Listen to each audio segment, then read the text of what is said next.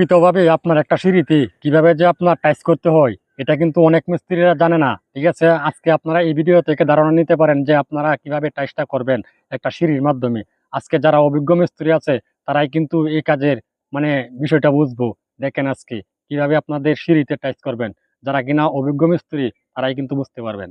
এমন সময় কিন্তু আপনাদের চাঁদ বানতে অনেক কষ্ট হয়, ঠিক আছে না? আপনাদের জন্য এক নতুন টেকনিক চাইনিজরা আবিষ্কার করছে, এটা আপনার কোম্পানি থেকেই তৈরি হয়। চাঁদে আইনা খালি রডগুলো বিছাই দিবেন, তাহলে কিন্তু আপনাদের চাঁদ কমপ্লিট হয়ে যাবে।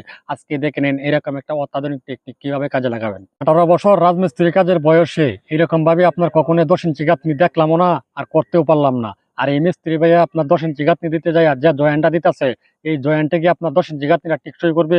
যারা কিনা আপনার দক্ষ মিস্ত্রি আছেন তারাই কিন্তু সাহস করে আজকে কমেন্ট বক্সে বলে যাবে যে দেখুন এক কি অলৌকিক ঘটনা হয়ে গেছে, আপনার রাস্তার নিচে থেকে আপনার কাদামাটি উঠতেছে। এটা কোন জায়গায় কিভাবে যে হইতাছে এটা আপনারা যদি জানেন তাহলে কমেন্ট বক্সে বলে যায়েন। এটা কিন্তু একটি পাপী দেশ, বুঝতেই তো পারছেন। দেখুন একটি বড় পাইপের সাথে আপনারা ছোট একটি পাইপ জোড়াতে কিন্তু আপনাদের অনেক পরিশ্রম করা লাগে, অনেক কষ্ট করা লাগে। ঠিক আছে, আজকের টেকনিকটা যদি আপনারা শিখে রাখেন তাহলে আপনারা বড় পাইপের সাথে কিভাবে আপনারা ছোট পাইপ জোড়া দিবেন তাহলে কিন্তু বুঝতে পারবেন। ঠিক আছে, দেখুন ভাই ভিডিওটা আপনাদের অনেক কাজে লাগতে পারে।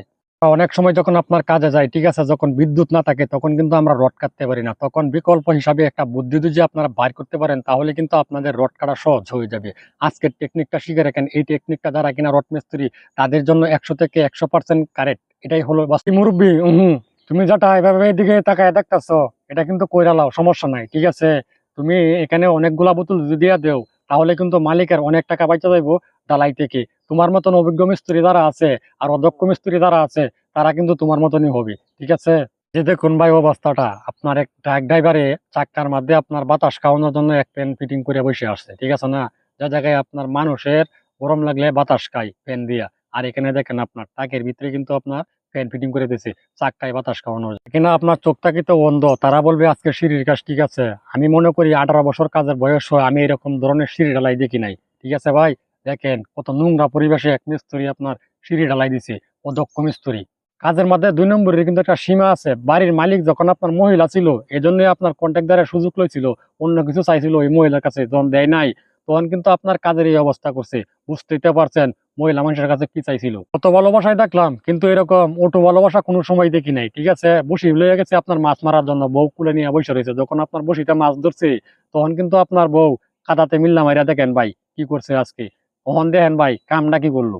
অভিজ্ঞ মিস্ত্রি পারে কি জানেন আপনার ফ্লোরের টাইসটা কিভাবে করতে হবে, এটা কিন্তু আজকের এই ভিডিও থেকে ধারণা নিতে পারেন। একটা মিস্ত্রির মানে দক্ষতার কারণে কিন্তু আপনার কাজটা অনেক সুন্দর হয়, মানে এটা আপনার মানুষের মাধ্যমে তুলে ধরা যায়। এটার মাধ্যমে এই মিস্ত্রির মাধ্যমে এটা আছে।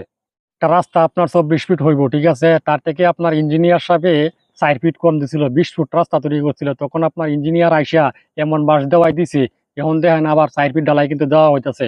আপনার কন্ট্রাক্টর চাইছিল কি জানেন, দেখাই আলতু